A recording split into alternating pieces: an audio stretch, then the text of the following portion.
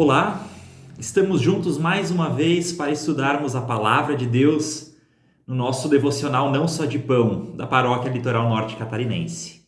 Nós seguimos estudando o Evangelho de Lucas e hoje então vemos o capítulo 3, do versículo 21 até o final do capítulo. Na mensagem anterior, nós vimos que João Batista pregava a mensagem de arrependimento e que o batismo que ele realizava era o batismo de arrependimento e do perdão dos pecados.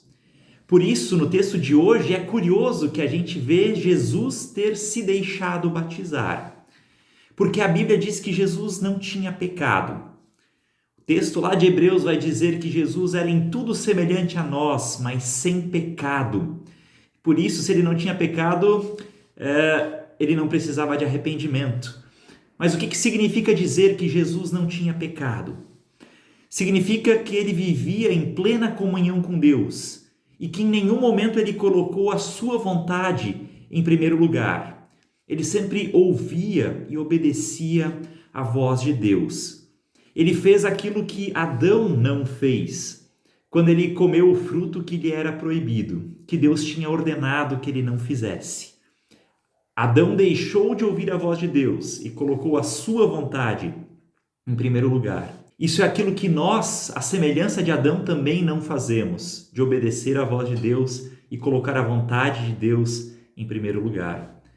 Toda vez que nós cometemos um pecado, é porque a gente escolheu não ouvir a voz de Deus e ouvir a nossa própria voz. Toda vez que a gente não se pergunta o que Deus faria, o que Ele acha que é melhor, mais justo fazer, e a gente faz a nossa vontade ao invés disso, nós pecamos.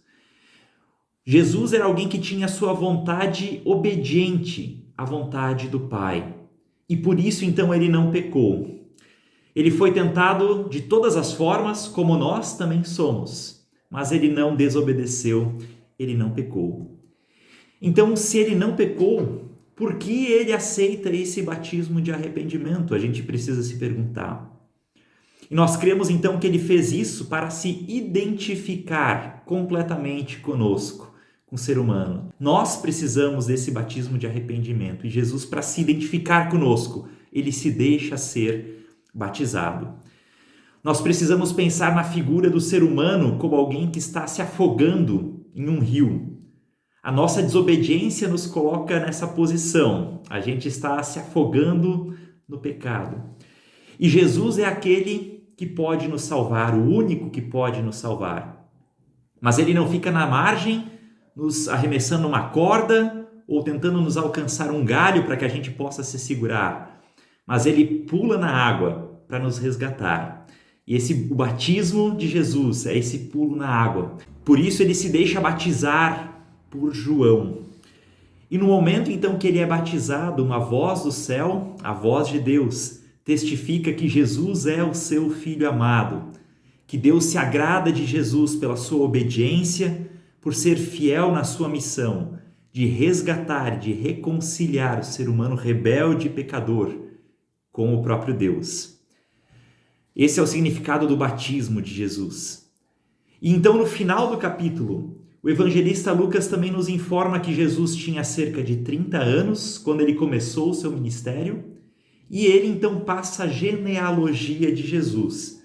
E daí a gente olha para esse texto e pergunta, puxa, o que a gente pode aprender de uma genealogia? Eu acho muito interessante a gente ler e comparar a genealogia de Lucas e de Mateus, dos dois evangelistas, porque elas são, em alguma medida, diferentes. Se você tem curiosidade, leia, olhe as duas genealogias. Mateus, ele vai traçar a genealogia de Jesus até o patriarca Abraão, o pai do povo de Israel. Mateus apresenta Jesus como o descendente herdeiro de Abraão, e ele então aponta que Jesus é o cumprimento das profecias que Deus havia feito a Abraão e ao povo de Israel. E faz sentido ele fazer isso porque o público para quem Mateus escreve, para quem ele escreve a biografia de Jesus, são os judeus, são os descendentes de Abraão. Então Mateus prova que Jesus é descendente de Abraão e o cumprimento das profecias ao povo de Israel.